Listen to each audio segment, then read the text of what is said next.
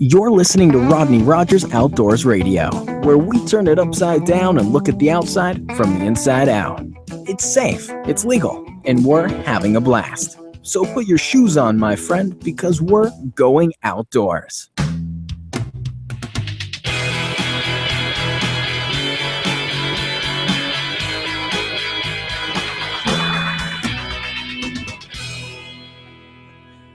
Welcome to Rodney Rogers Outdoors. I'm Rodney Rogers, my partner in co-cheese and crime, the man himself. Good evening. Michael the Man Coy. We will be hanging out with you, and you will be hanging out with us for the next hour, I hope. Here, we can just... No, it's going to try them on. In case it's a snake. I'm sorry about this little adjustment here. How we do? And where we'll be hanging out with you and each other for the next hour. We'll be talking about what have yous and whatnots and our weekends. And welcome to our social experiment. Absolute total experiment. We may even be on to something here, Mike. The hub. This is the hub of Rodney Rogers. This is where it all starts. Speaking of which, I've been trying to upload a video on our YouTube. It's like an 11-minute video, and I can't get it. So maybe you can help me with that. You need to try harder. I want to try harder. You don't succeed, try harder. Try way harder. So, what's the video of? It's bed fishing. Bass are on the beds right now, so I did this 11-minute video. Really? Yeah. I mean, actually caught fish on this thing, Mike. That's why it's important to get it up and running. Is it the time of the year? Because you've been slamming it on the bass. It is the time of the year. This is fishing season. If there's ever such thing as fishing season, this is it. And this is what I'm trying to preach to people. If you're going out for the first time and you want to learn, now's the time. This is when you're going to be your most successful. From literally 2 weeks ago to the next 4 weeks are going to be your hottest. And this is just going to, we're going to be able to catch fish, but it's just not going to be. And now you can just throw in anything and they'll just eat it up. But you've been pulling in some big ones. I've been pulling in some of those bass. The 9-pounder I caught there that I posted a picture of was actually the biggest one I've caught in a while. I mean, since my was that at your new favorite spot? Yes, it is. Was it? Yes, it was. So, and I'm actually going to try to dive that thing. I know you and I talked about it. I'm going to try to get in there and see if we can't get some actual bass footage to see what's going on down there. It's crystal clear. It's no vegetation in this thing.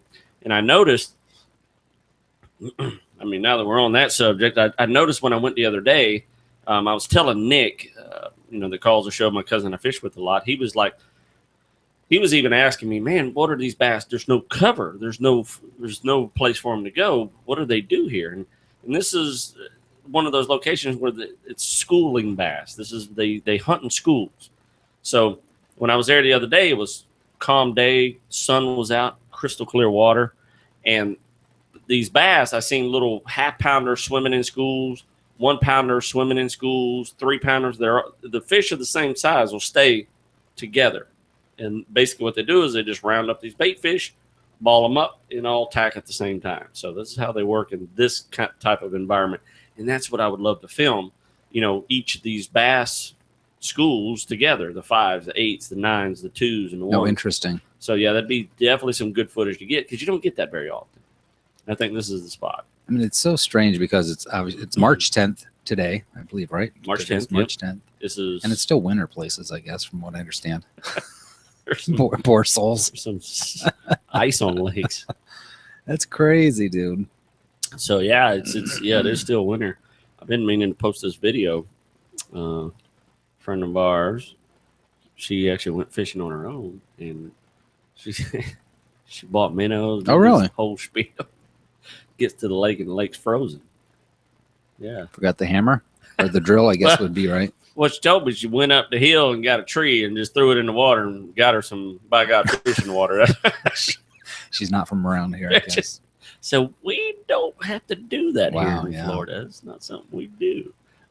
Wow. So we're going to be talking a little bit of fishing. As you can see, what I did over the weekend, we did some fishing. You went out offshore? No, actually, we were inshore. Okay. Yeah, we were back over Port Canaveral way. Flats, not flats. Yes, the flats. On the flats. Yeah, we were on the backside of the flats.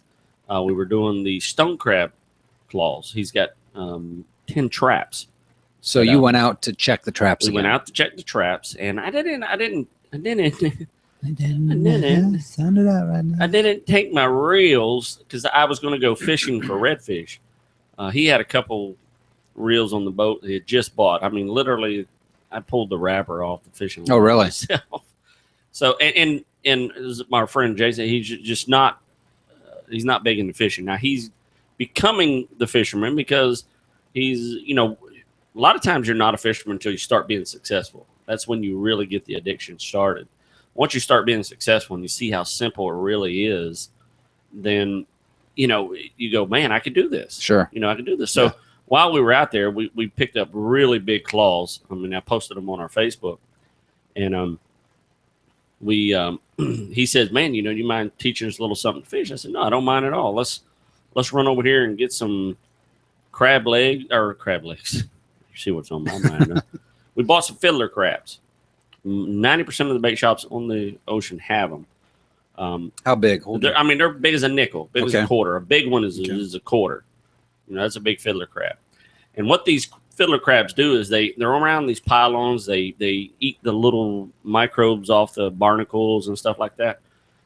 So the trick is what we did is we pulled up to under a bridge on one of the pylons. We basically scraped the barnacles off and then dropped our fiddler crab right in among the barnacles.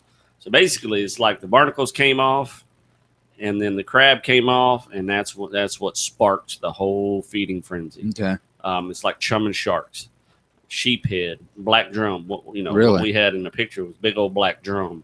Lots of sheephead. We caught a lot of sheephead. Is black drum good eating? Oh, they're very, very good eating. One of the best. I mean, one of my favorites. I like the black drum more than the red drum, the redfish. I'm not a big redfish. I'll eat it, but I won't keep a redfish, specifically for me. Someone says, hey, man, if you catch a red today, will you keep it? I'll keep, but not for me. I just not my. Interesting. Yeah, not one of my favorites. So, I mean, we did really good. You see, we posted pictures. There were some other guys there that did awesome. I mean, so that, and it was a simple trick anybody could do. If you have a boat, in this case, you're going to, it's one of those situations where you're like a level 2. If you got a boat and you've never fished, this is a great starter. Just pull up to a pylon, scrape the barnacles off, drop your shrimp and or fiddler crab right down the side. When you're saying pylon, you're not talking like the understructure of the bridge? That's exactly right. The big square structures. Okay. A lot of times if your boat's high enough, you can just kind of put your rope up there and just get on the thing. Yeah. Now, they don't like that, but you can do it. I mean, they meaning like the state, if the FWC comes up. It's a safety thing, I suppose. Yeah, right? It's a big safety thing. They're going to say, hey, they're not going to arrest you unless you're a weenie. You don't want to be a weenie. Don't be a weenie. You get a weenie ticket. You get weenie handcuffs and weenie throw it in the bottom of the boat and a weenie boot to the face. Yeah, no, your Facebook page was very active this weekend, and I enjoy. I'm trying, man. Honestly, I know we went through a phase where we just didn't do a whole lot, and now I think if we're flooding this thing, we show people that it can be done. And let's put it this way. This is a skill. Let's just say my skill level is obviously I've done this before, but it's probably one of the elementary fishing methods. You pull up, you scrape these barnacles, you drop your hook in. I mean, it's literally elementary. And one of the things you do if you're not getting hits right away is you start your free floating with your crab. You just let it free float. Okay. If you don't get a hit then put a weight about 10 inches above a split shot. Just minor weight, and just keep playing with the weight until you get it right where you want.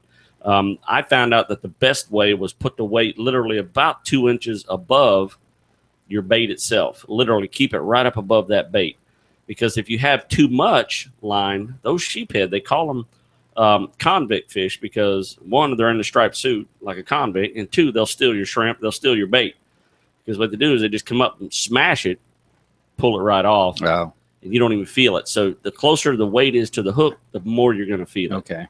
Now what are we looking at here? Is this a sheep's head? No, that's a bass. That's what I caught. His eyes are bulging out. Yeah, I caught that little bitty guy just driving up. I was coming back. Oh, man, where was I coming back from? I was coming back from somewhere, and I brought the 417 back, and I just started hitting a few ponds. That was Saturday. I apologize. That's what I did Saturday. I did a little bit of fishing, and well, I need some explanation on the comment here. Okay. Here's it's kind of it says, as a matter of fact, I've never seen The Walking Dead. I have my reasons. So basically, what I'm saying is, I don't watch TV. I enjoy the outdoors. You know what I mean? Walking Dead, I know is big. I hear everybody talking about it. So obviously they're staying inside watching The Walking Dead. Gotcha. I'm outside. I gotcha. Enjoying the outdoors. I was trying to look in the fish's mouth and see if there was anything he had eaten that looked like The Walking Dead, or the fish resembled a zombie. If you look at, he just had really awesome color, man. I mean, the fish.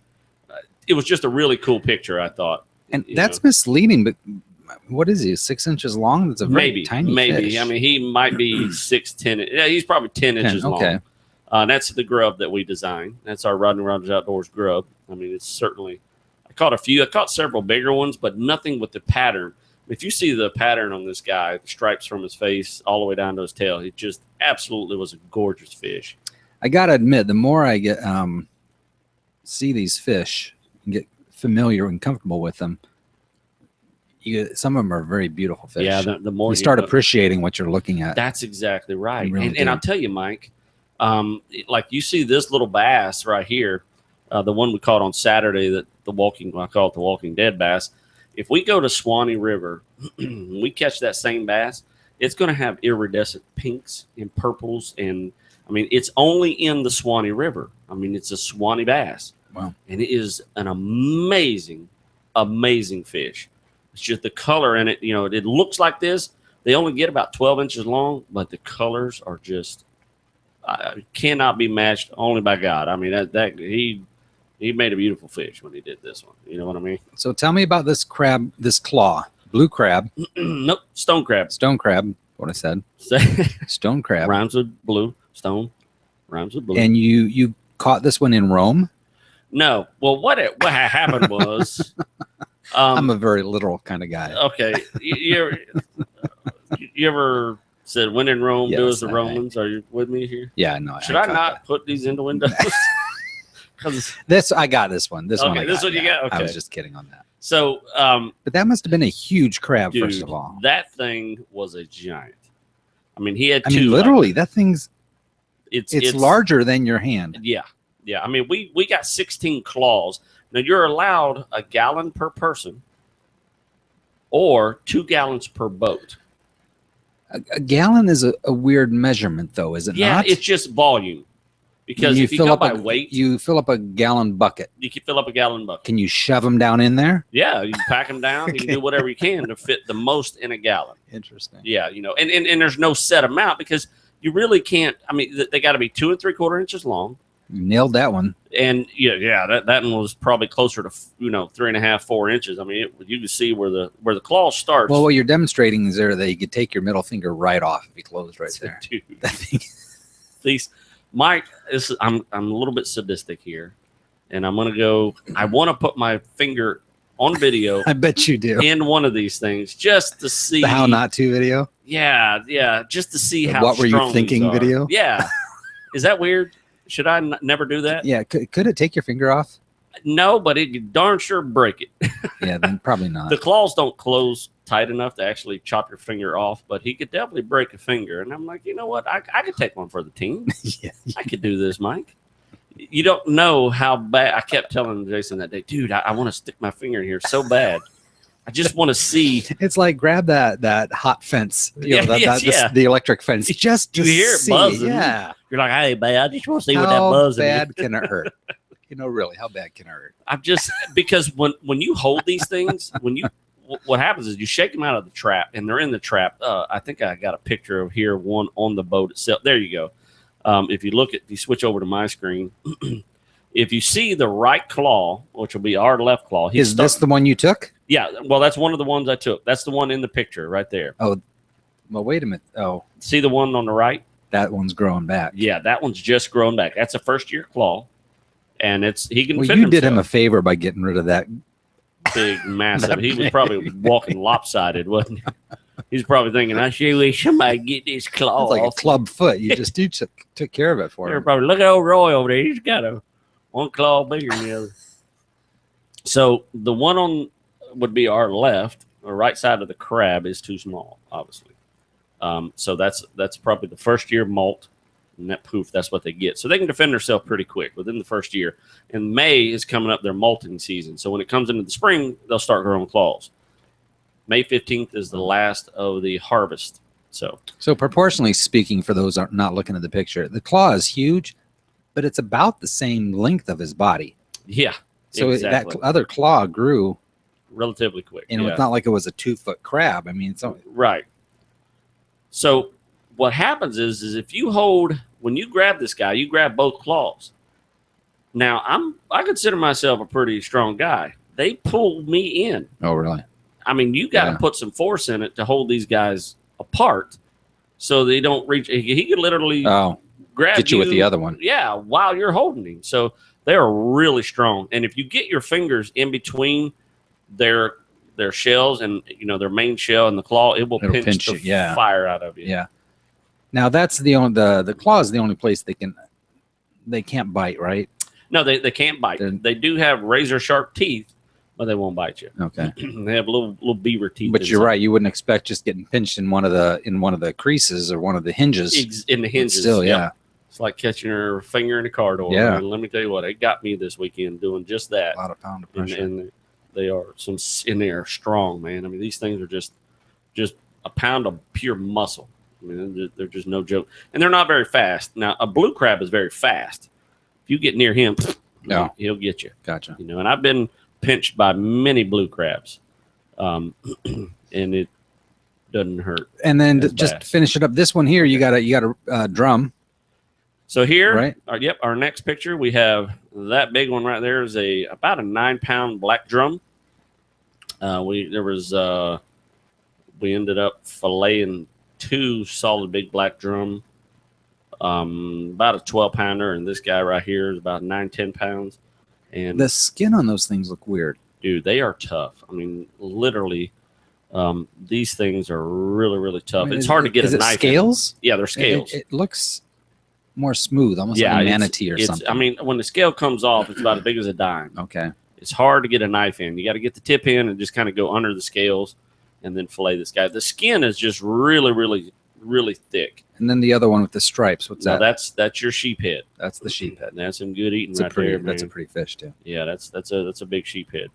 And they're the ones with the crushers inside. So okay. Yeah, you can thumb grab a black drum, but you cannot thumb grab one of these guys. So how are you holding it there? By the gill. Okay. Because what I did was I mean, their teeth they have very sharp front teeth. So they'll make you bleed if you stick your hand in them. Oh yeah. Yeah. Quickly. Okay. I proved that, by the way. So basically what they do is they come up to the pylons and they chew these barnacles right off the pylons. They just, and their little back teeth are like crushers. They look like that crab claw. And they just crush them up and voila. Wow. They are no joke. Sheephead. Convict fish. They steal your bait when they're in the little suit. So that was my weekend, man. Very nice. And that's what I'm hoping for. So, well, all the stuff you can find on follow Rodney. Yeah. Rodney. Do you like Rodney? I like me. I think I'm a pretty I like cool you guy. Too. I follow you. I enjoy following your posts. So a lot. You're doing great, Rodney. You're filling it up. You know what, Mike? Honestly, it makes me want to be you. It's very nice. You might as well. We're side by side all the time, man. It's good stuff. One of the things that I didn't post, and I like your week. My work week has just been hectic. I got off an 18-hour day last night, and I was glad I got some sleep to be here today. I want to post the fish challenge. I'm going to basically, I've got the picture ready. We're just going to throw that up. I may do it before I leave tonight. What do you mean? Tell me more. Remember we were talking about here's a set of species of fish in the state of Florida. Pick a fish. Okay, gotcha. Let's chase it. Yeah. We'll video it. Okay. We'll just do quick. It don't have to be a very long one. We can do a quick 3-minute. This is what we're going to do to start to get this fish. I think it'd be really cool. I think it'd be really neat. So how's it play out? Tell me. So here's my idea. Someone picks a fish. Let's say they pick a peacock bass. Okay. So basically, what I'm gonna do is I'm gonna do like a. But they pick it how? I'm gonna throw you on Facebook. Is it a I say thing? Rodney, peacock bass. My first feeling was once we push that picture up there, I'm thinking first person that picks a fish. Okay, so you're going to post a picture of multiple species of Florida fish. Okay. From offshore, inshore, Okay. to wherever. Anything we got to offer, from catfish to marlin. And then we you know, and if we get several pics, we'll just do them all at the same time. You know what I mean? We got plenty of time, plenty of space. So I'll say, look, today I'm going to prepare for this one. In the meantime, we're going to prepare for, you know, I'll make another video to prepare for this. So we'll just kind of, you know, if we get 10 people picking 10 different fish, we'll just chase them all and just get them as they come. You know, because if we're going to go offshore to chase a fish, that's not going to happen right away. We got to wait for good weather. So we have other fish to chase in between. And I'll go all over the state of Florida. That'd be fun to find that fish and see what we got to do to catch it. We got some really cool fish here. Not a lot of people know we even have. So, and there's some fish that people are like, man, I don't know where to start. That's what we'll do. And we're going to show you where to start, show you how to start. If it's live bait, if it's, you know, I'm going to do the research. I'm going to call people. I'm going to say, hey man, you know, what's your method? You caught this fish, you know, maybe find a guide to take you. That'd be the, find an expert. Yeah. And say, look, you know, where we're going with this. So basically I just want people to be able to this year grab a fishing pole, go buy it. I mean, we had Jason's poles. He bought Walmart poles. Now I didn't have all my fancy, you know, my poles are in excess of $300, $400, $500 per rod and reel and combo, you know, the pole and the reel. It doesn't have to be that. I choose that because I've always wanted these.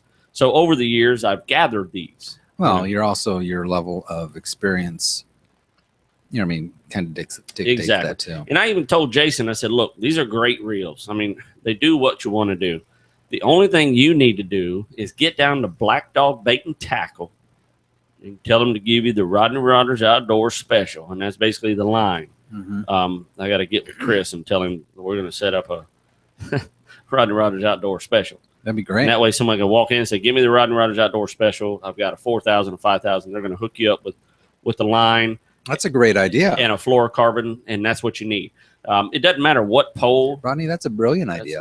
Am I brilliant, dog? You're brilliant. Do I get like a ding somewhere? Do I get something over there? Do I have any goodies? When we just hit one? Yeah. Oh, that might have been blew that one. I had an opportunity. You idiot. Oh man. Yeah. Well, anyway. Some ducks. We take some ducks. Gong ducks. Okay. So, and I figured, you know, they can walk in and say, look, you know, give me the Rodney Rogers Outdoor Special, and they'll spool you up right there, tell you, you know, and I even told him, look, you know, Black Dog. It takes the guesswork out of it. It does, man. A prepackaged Rodney Rogers Special. And a lot of people have two levels. You got two levels, the intermediate level and the advanced level. Yeah. How's that? Some people like, whether it makes a difference or not, some people like to get the best they can for what they can afford. Right. Whether they'll notice that difference or not. Exactly. Because like myself, I probably wouldn't notice the difference. Well, you would if you broke. I mean, monofilament is just, it's good line. It's good line when there's no structure in the water at all. I mean, when there's no structure. And the experience is what's going to teach you that. Exactly. After you've made the mistakes or go, oh, wow, I see why I might have wanted that better line now. Exactly. And Jason learned that this weekend when we broke off several times. So you're basically losing fish. I mean, you're losing fish. So if you just change your line, you don't have to change the pole. We're talking just add a little bit different line, and you'll lose almost no fish. See, that's something I never realized before I hung out with you, is that as an option. That little adjustment. Yeah. Yeah, that's exactly right. Restringing your pole was never something that. And a lot of people don't think that. They think, man, I got string who bites a hook. Yeah. I got him. I understand different test line and pounds, you know, of the thing and the on the thing. Yeah, the thing you do. On the woody bop.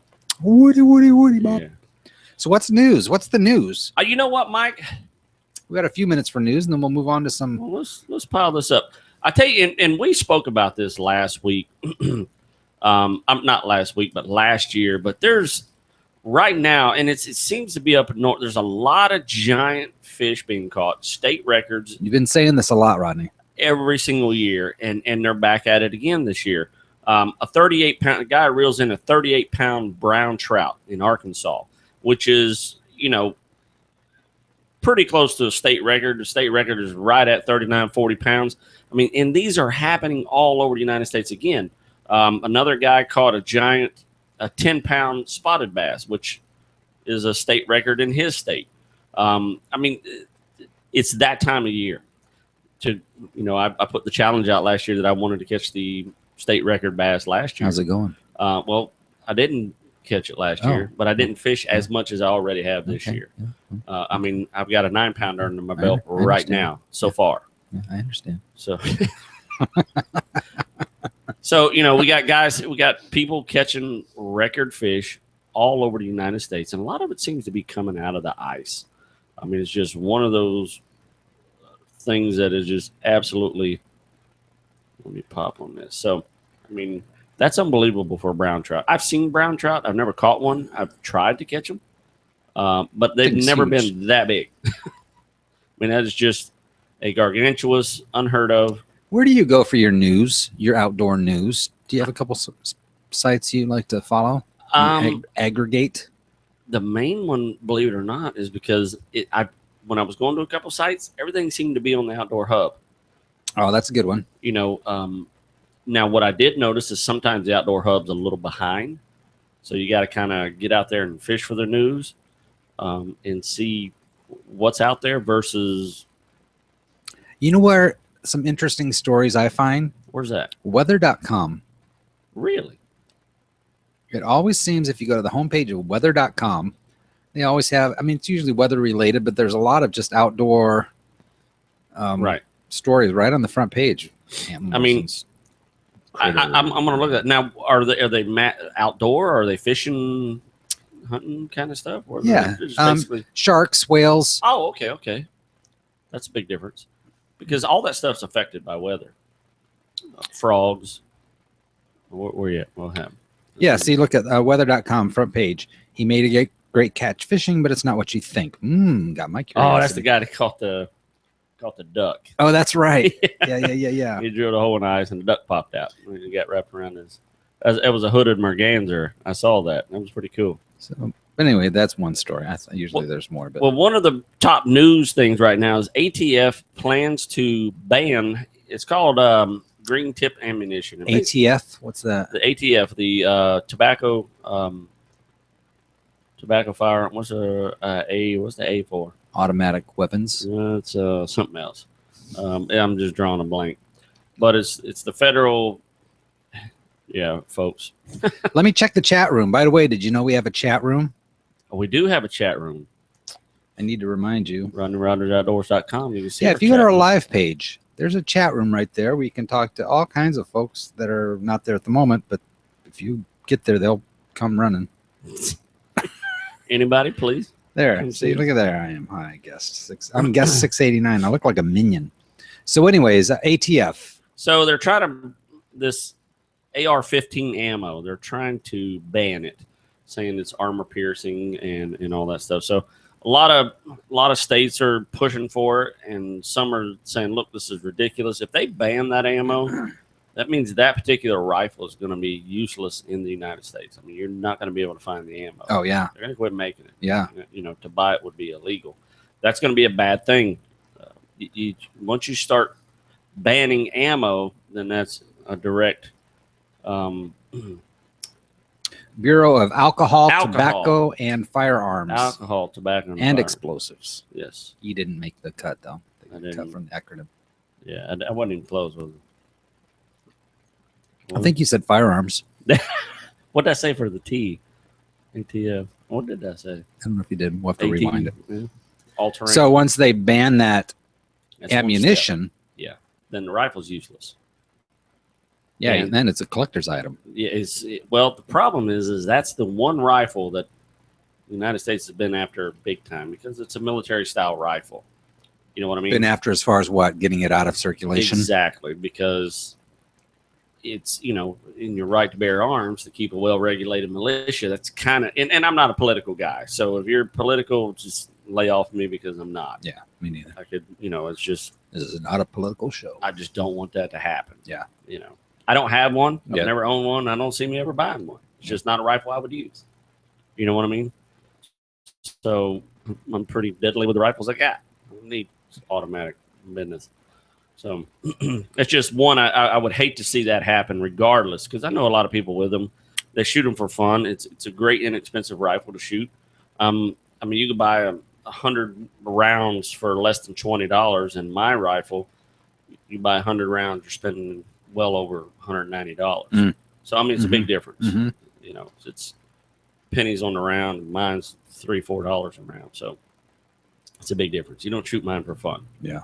So I would hate to see that happen. It would take all the fun out of just shooting at the range or on your property. So yeah, that would be a bad deal.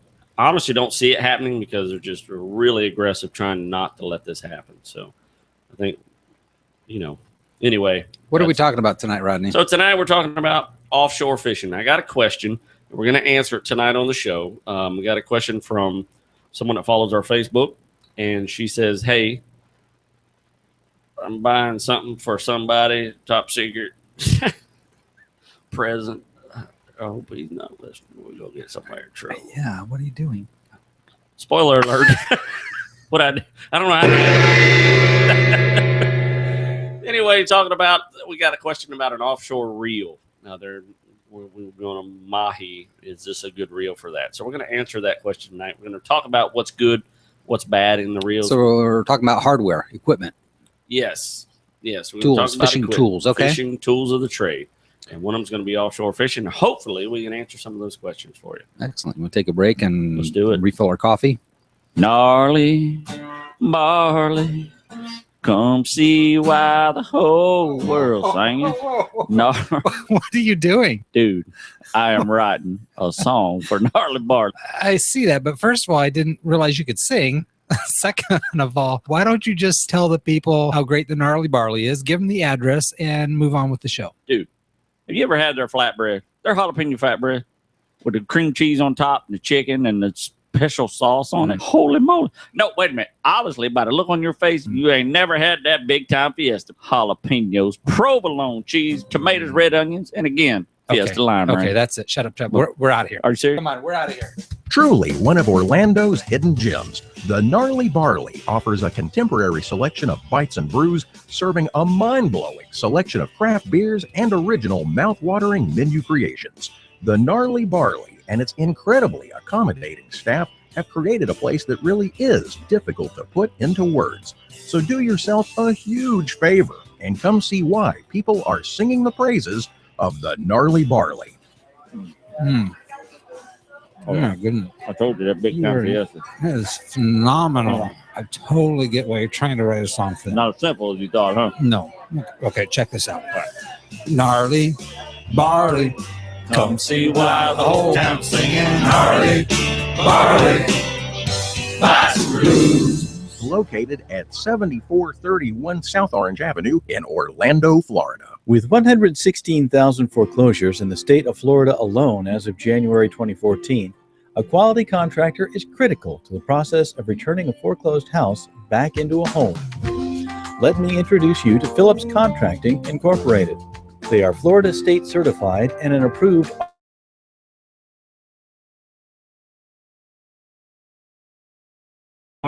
CEOs to realtors, banks, asset managers, and private homeowners. Although they specialize in dealing with REO property repairs, they are a design-build company. Here at PCI, we pride ourselves on professional, high-quality work. Our clients know that we're not your typical contractor. We're proud to be reliable, trustworthy partners with you. Our repair coordinators are ready to communicate with you honestly and quickly about every aspect of your project. We're here to say yes to our clients. Phillips Contracting services Florida from Orlando to Miami. Whether you're looking for a quote, repair updates, or just want to talk business, give them a call at 941-483-3800.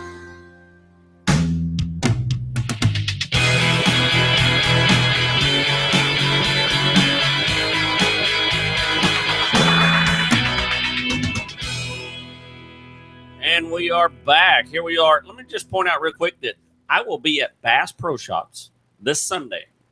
We're going to be talking about redfish. Some of my tips. Are you shopping or picking something up? I will be shopping. I'm sure of it. There's no doubt in my mind. You are there giving a presentation. I want to be clear that you're just not going to be. I'm sorry. Yes, I will be there giving two shows. Yeah, it's like I'm going to Panera Sunday too, but who cares?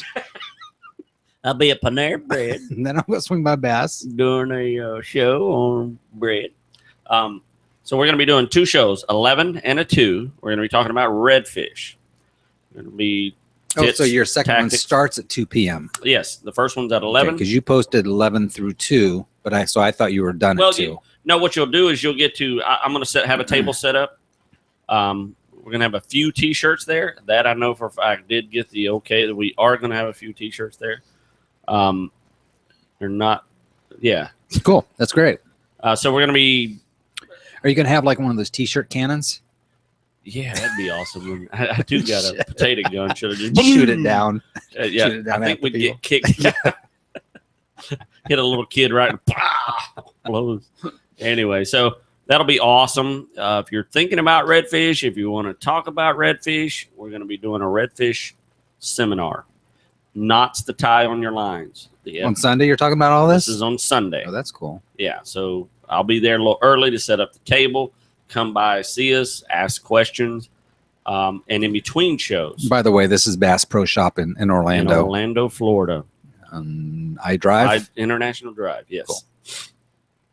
So You got to remember, you got a worldwide. I know, man. I outlet gotta get used to this. We're just getting Somebody back in into the Bangkok Bass Pro going over Shop. going over to the Bass Pro Shop. Well, You're here to see Rod Rogers.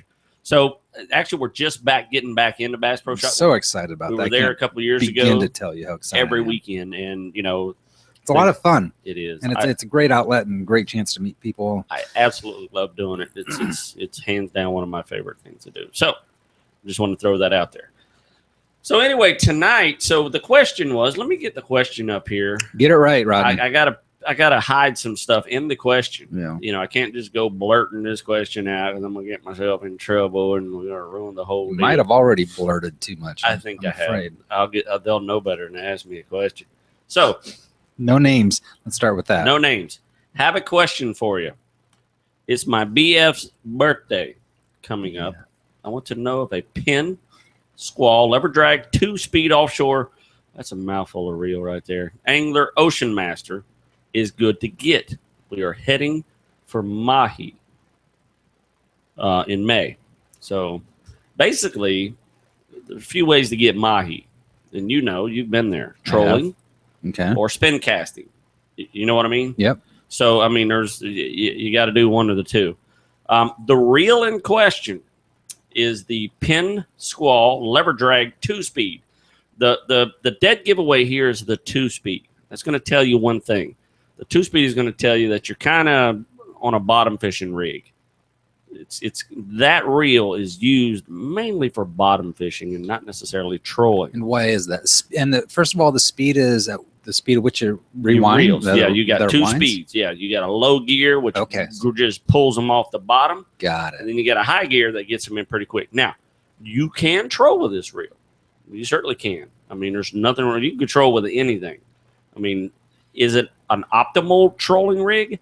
No. Can you do both? You can do bottom fishing and trolling? Yes. And a few of the reasons why this is probably not the optimal mahi trolling rig is the amount of line that it holds. It doesn't hold a lot of line. If you get a 70-pound mahi out of a blue, he will strip that booger to the bone. So you want a lot of line. Now that reel is in the ballpark. You can get a combo for around $350, $400 as far as price goes. So it's very good priced. I mean, a combo, the one that this person's referring to? Yes. Okay. The one that this person is referring to. So it's in the, I mean, you shop around, you can get it up to $400 and less. So it's actually it is a good reel. We use this particular reel mostly for bottom fishing when we're grouper, fishing for Goliath or just anything off the bottom. Snapper, red snapper or amberjack, AJs. Okay. So this is a good bottom fishing reel. Now, can you troll it? Yes, you can. But it's not an optimal trolling. If you do troll with this, you want to keep it right at the back of the boat with a plug on it or, keep it close to the boat. You don't want to run a long haul. When you set up for trolling, you set up usually minimum of 4 rods. You have 2 what we call stingers which are way out there, the Yeah. long yarders, the long hauls, and then you got 2 up close. And then, of course, excuse me, you can have up to 8 rods out. I mean, you can have mostly 6 is the most common. So if something hits that long haul and you only have 200 yards, 300 yards of line on this thing, these things can run 500-600 yards. Yeah. If you pile up a marlin, you never know when that marlin's going to hit. You could just be stripped in no time. Swordfish, anything. So you have to be prepared for that. Although you are chasing mahi, that is the same method used for sailfish, marlin, and swordfish. I mean, swordfish is the bottom rate. So, but a swordfish will hit a spread. It doesn't matter. So, is there a capacity on that thing? There is a capacity, and the capacity is going to determine on your line thickness. It's basically a lot of people put braided line on because it's stronger and thinner. But you don't get the. And then you have they top it off with maybe an 80-pound, fluorocarbon or monofilament, and then put a leader from the rig from that. So, I mean, the rigs are a whole nother show. I mean, it's more of a video of how I build my rigs. So to answer the question, is that a good mahi? It is a good reel. I will not deny that. It is a very good reel. But maybe not an ideal mahi rig. But not the ideal mahi. If you're going to go that route, Penn makes Senator reels that are comparable in price and designed for that. Now, this reel is what's called a level wind. You know that little bar in the front that puts your line back on? That's called a level wind. Now, they're true offshore reels do not have that. You level wind it with your fingers as you reel in the fish. Yeah. Really? Yeah, you actually use your thumb and your finger, and you're putting it on as you fish. So, I mean, there's a level of, because you could literally pile it all up right in the middle. Yeah. And not be able to reel at all. So you could really shoot yourself in the foot there. So Senator does make a level wind offshore rig like that. So you can take the guesswork out of that. So if you're going to get a specific, now you can bottom fish with these rigs as well, these Senators. You won't have the 2-speed gears and all that you can do. The Senators are what we use when I go offshore fishing. Now, I have several of these Senators. Now, when I go out with our buddy Paul on his 42-footer, he has internationals, Penn internationals. Now, that's the upper level of the Penn offshore reels, where a Senator you can get literally for $150 on up. The internationals start right around $700. So they are a total different level. I mean, they're the upper echelon. One of the problems with the Senators that we have is if you have to clean it and oil it every trip. If you do not, your drag will lock up on you. You have to take it apart. That's a pain. Clean the drag. It is a bit of a pain. The more expensive reels are a little more sealed. There's a lot more intricate work in there that you don't have to worry about that. So there again, it's fishing is based on price. I always tell everybody fishing is like golf. You can hit a golf club with a mediocre club, or you can go really all out, and fishing's no different. I mean, that's pretty much in any sport that you get into. So, and then, the rod that comes standard on the particular, on that squall, if you see rollers on you have guides on a rod, right? The little round guides. If you see that those are wheels, that normally indicates a bottom fishing rig.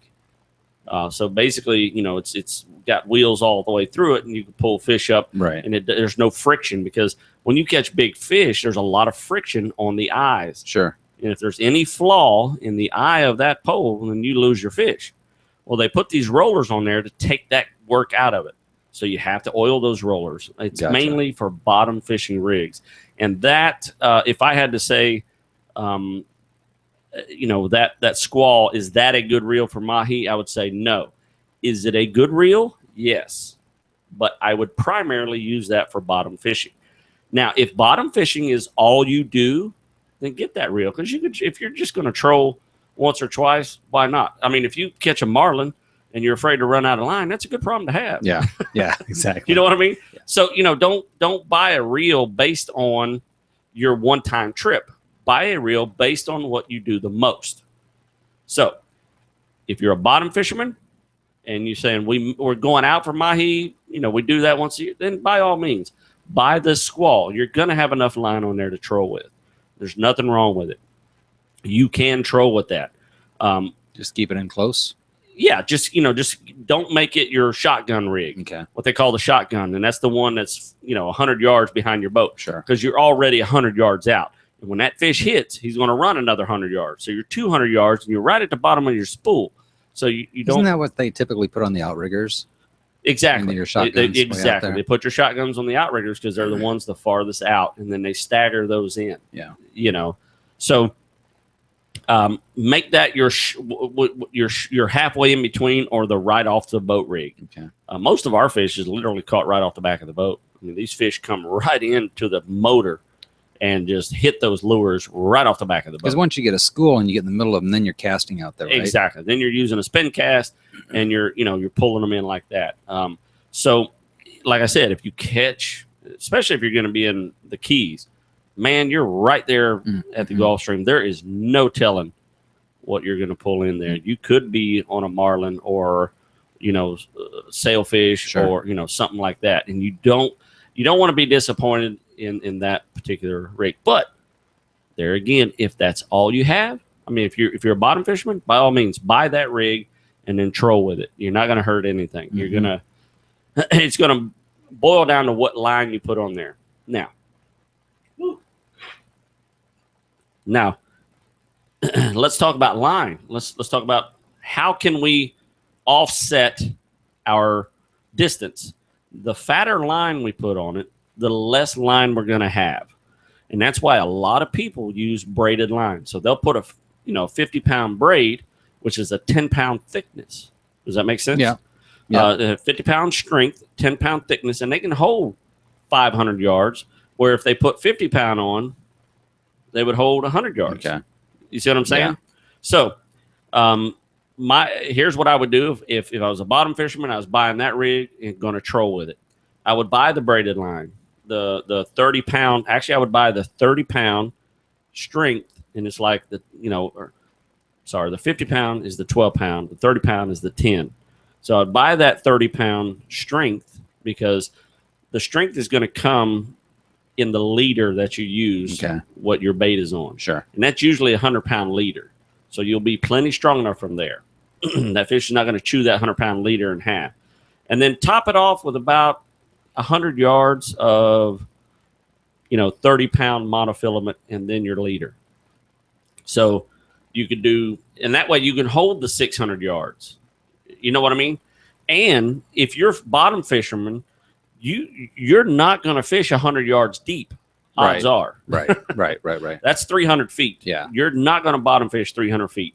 You're usually going to bottom fish for grouper, which is maybe 50-foot max. If you're out on the Gulf Coast, you drive out 50 miles, you're in 50 feet of water. If you drive out on the East Coast, you may be in 90 feet of water. You still got 200 feet to play with. You know what I mean? Sure. So that's a great way to set that rig up. 30-pound braided line, 10-pound thickness. That'll give you 500 yards to play with. And then top it off with 150 yards of monofilament, 30-pound, and then whatever leader you're going to fish with. That would be the setup that I would use in that situation. That way you've got an all-around reel you can do both with out of that pole, and then still, have your rig that you use all the time.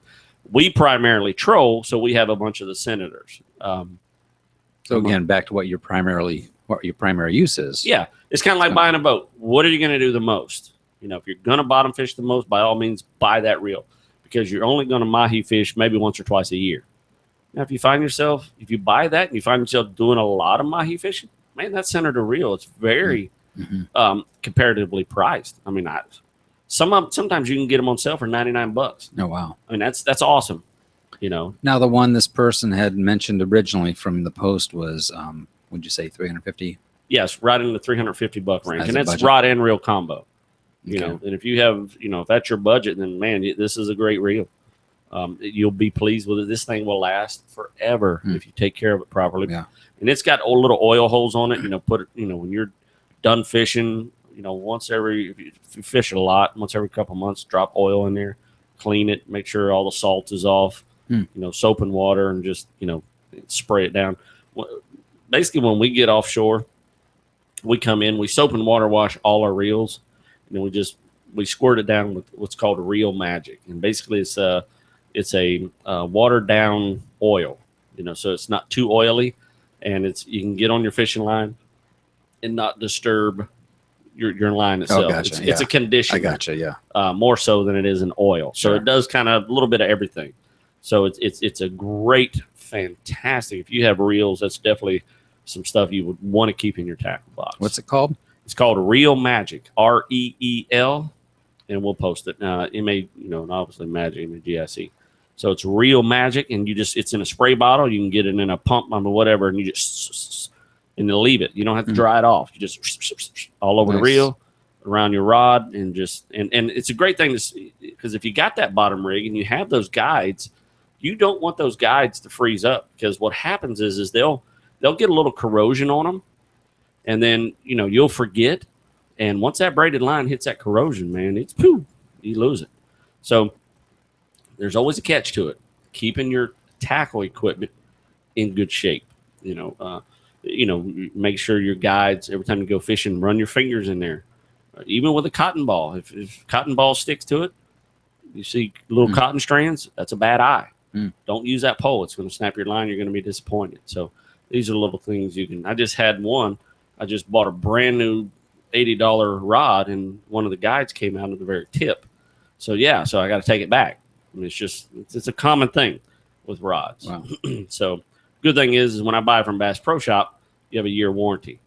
So On all their stuff? On all the Bass Pro goods. Wow. Yeah, they're rods. And that's why I mainly buy Bass Pro rods. If it breaks, on there's a little bitty date. So here's a little tip for you. When you grab a Bass Pro rod, and I'm going to take a picture of it, and we'll post it. And if you look at the where it gives you the stats, it's a 7 foot, 7 to 12 pound line, and all the stats of it. At the very end, it'll say E, and it'll give a year, a number, 15, 14, 13. You want the newest one you can find. You want a 15. Oh, okay. That's the year that rod was made. Now, they usually fluctuate that. And I seen, when I was in there the other day buying a rod, I seen some 13s. So if you buy a 13, it's hard to, say, hey, I bought this, unless you have your receipt.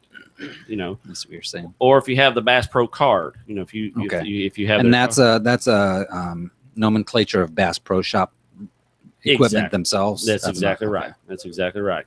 So, and then you say, hey, this is what I got, and then they'll look it up, and then pow, you can get a small amount of warranty. Man, we just talked right through that show. Does that now what does Black Dog carry? Black Dog carries a lot of custom rods, and pin. They do. I got my. Matter of fact, we all bought when we went fishing. We did a video. We actually bought a bunch of reels and pin combos. They have a lot of pins there. Surf rods. Honestly, if you go to Black Dog they are a wealth of information, and because that's the business they're in, they see what reels fail, and they see what reels don't fail, and they sell the ones that don't fail, because if they don't fail, that's better business for them. Well, especially when you got that kind of customer service and you're that intimately one-on-one with your customer, their success catching fish is their success as a store. That's exactly right. And that's Chris's theory. Yeah. Chris is the owner. And that's what I told Jason. Go there and feel free to pound him for information. Doug is one of the other, and then Amy is Chris's wife. These three people together, they fish every day. Yeah. This is what they do. I just seen Chris post he caught a snook on his way to work. So that gives you a little confidence that they do know what they're doing. If they tell you the hot spots and they tell you where the fish are biting, man. Yeah. And you're successful. Yeah. What are you going to do? You're always going to go back to them. Yeah. It's just smart business. It is. Absolutely smart business. And I know anytime I'm over there, man, I pick their brains like I'm a little kid that don't know nothing. You know what I mean? Yeah, sure. They can always teach you something. If you're the guy that walks in, you know everything, you're going to fail a lot. You really are. You don't want to be that guy. You don't want to be that guy, So they have a taser for that guy. As soon as you walk through, they see that guy, and they go, and it shit tases it out of you. So that's the way to go. If you have a bait shop you go into and they're not willing to give you information, don't go back. Yeah. Yeah, don't patronize. Yeah, it's just not. So thumbs up, thumbs down on this reel. What's your review, Rodney? What's your rating? I kind of beat all around that bush, Yeah, you didn't I? did. It is a thumbs up. Okay. Just to put it in a nutshell, if you're a bottom fisherman, buy the reel. If mahi's only going to be once or twice a year, buy the reel. If you're looking for a mahi rod, that might not be it. Right. If you're looking for a mahi offshore specific trolling reel, then you're going to want to go to the Senator in that same price range. They have several different sizes. They got 4/0, 6/0, 9/0, up to 20s. So, Okay. I mean, Yeah, with that kind of price range, you definitely get the reel that you're looking for. absolutely. And if you decide, person who I'm answering this question for, if you decide you want to go with a trolling, the 4 and the 6/0 is probably two of your best options. The 6 is going to hold a little more line. The 4 is not so much, but it's going to do you just fine. You'll be very happy with it, and you can bottom fish with these things. Just as easy. They just don't have two speeds. Sure. Just one speed, pull it up, and you're done. So Spit it out. it's a good one to buy Awesome. if you're a bottom fisherman. Cool. And, I don't need to go through all that. I like your reviews. So how was that? It's good that, stuff. That was good stuff. I fished with that rod. I've done it. And I like it, but it's just not. I mean, I've done them both, so it's just not something. If we have them separate, if we know we're going to bottom fish, then we're going to take those rods. We might put a trolling rig on. But you know what? It's a good question. If nothing else, it spurs the fact or the conversation that reels are different and they have serve different purposes, and there's a lot Exactly. to them rather than just going and grabbing one. And buy it, Depending what you're doing. and you just spent $300 and you got the wrong thing. So first of all, you have somebody thinking up front Exactly. before they plop down, a load of cash on Right. what they're buying, and that's important. Right. So if you have a question, shoot it to us. Be very upfront. This was a great upfront question. Shoot it to us. Yeah, the more We'll specific, the answer better. it. Yeah. I mean, if I can, if not, I'll promise I will ask the people. I mean, I know a lot of people that's been doing this for a long time, and we'll get those questions answered. Even Paul, who has the internationals, all his reels are internationals. He would recommend the Senator. That's great. You know what I mean? He'd say, well, go with the international. They're $1,000 a piece. Yeah. Those are reels that he's collected over the last 40 years of fishing.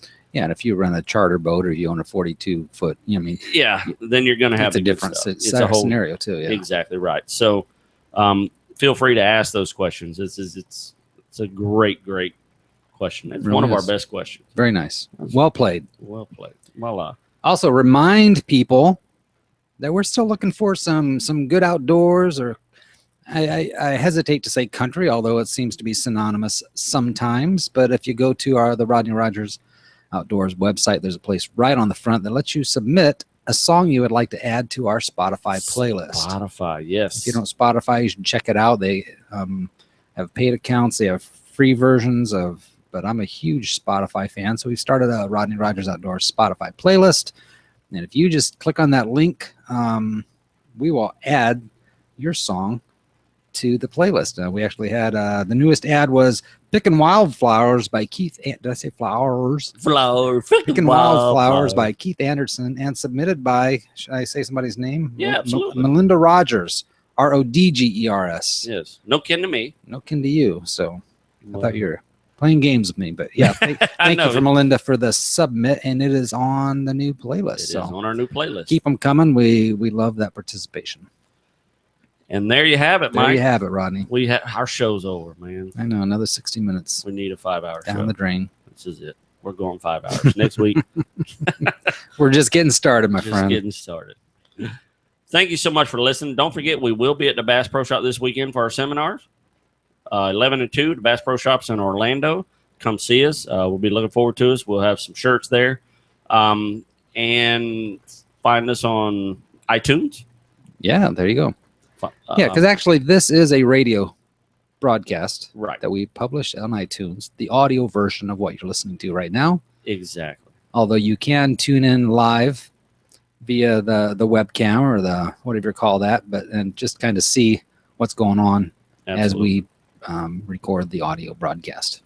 Send us your questions about the outdoors. And as my mama said 18 million times, and I pray that I get to say it half as much.